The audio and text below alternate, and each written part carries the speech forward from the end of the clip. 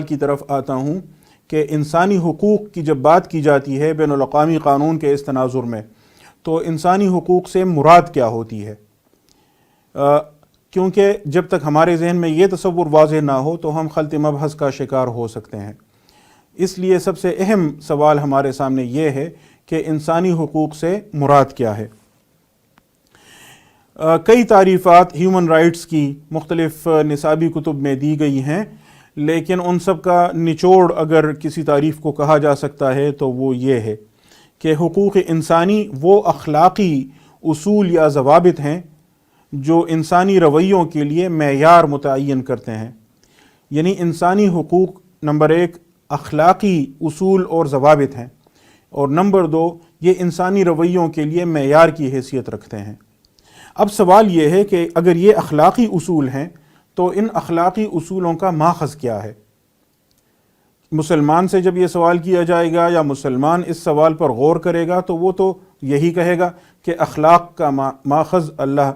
کی وحی ہے، اللہ تعالیٰ کی رہنمائی ہے، کتاب و سنت سے ہی ہم اخلاق اخذ کرتے ہیں، قانون اخذ کرتے ہیں، قرآن و سنت ہی ہمارے لیے معیار ہیں۔ لیکن بین الاقوامی قانون میں جب انسانی حقوق کی بات کی جاتی ہے اور اخلاقی اصولوں کی بات کی جاتی ہے تو یہاں اس کے لیے ماخذ کے طور پر عقل کی طرف دیکھا جاتا ہے۔ ابتدائی لیکچرز میں جب ہم قانون کے تصور پر بات کر رہے تھے تو لیگل پازیٹیوزم اور نیچرلزم کی جو ڈیبیٹ تھی اس میں ہم نے اس بات کو واضح کرنے کی کوشش کی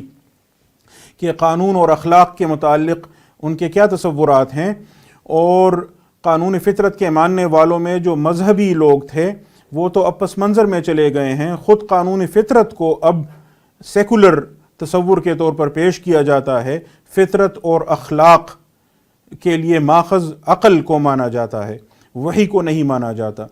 اور جو لیگل پازیٹیوسٹس ہیں جو قانون فطرت کو سرے سے مسترد کرتے ہیں تو وہ تو اخلاقی اصولوں کے قائل ہی نہیں ہیں کہ ان کے ذریعے قانون کو منضبط کیا جا سکتا ہو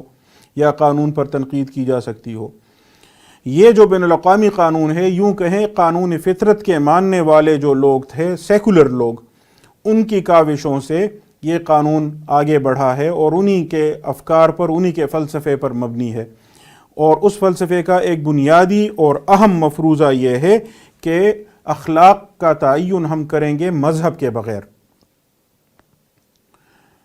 یعنی اخلاق وہ جو عقل سے معلوم ہو، عقل کی روشنی میں ہم فیصلہ کریں گے کیا چیز بری ہے، کیا چیز اچھی ہے، مذہب سے ماورا اخلاق۔ آپ نے پاکستان میں بھی بہت سارے لوگوں کو یہ بات کہتے سنا ہوگا کہ انسانیت مذہب سے بالا تر ہے اور انسانیت سب سے بڑا مذہب ہے، مذہب سے ماورا اخلاق۔ بلکہ اگر اس سے بھی آگے جائیں تو لوگ اس بات پر بھی بحث کرتے ہیں، کوشش کرتے ہیں کہ اگر آپ مذہب کی بات کرتے بھی ہیں تو خدا کے بغیر مذہب، کیونکہ خدا کو مانا جاتا ہے تو پھر خدا کی مانی بھی جاتی ہے اور خدا کی ماننی پڑتی ہے۔ تو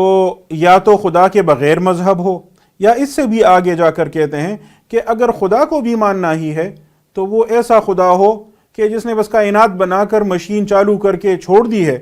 اور اب اس نے مداخلت نہیں کرنی، گویا وہ ہماری زندگی سے لا تعلق ہے، اب ہم نے اپنے فیصلے خود کرنے ہیں۔ تو ایسا خدا جس کا میری زندگی سے کوئی تعلق نہ ہو، یا تو ایسا خدا ہو، یا خدا کے بغیر مذہب ہو،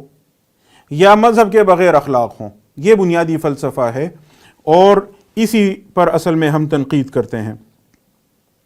اب میں آپ کے سامنے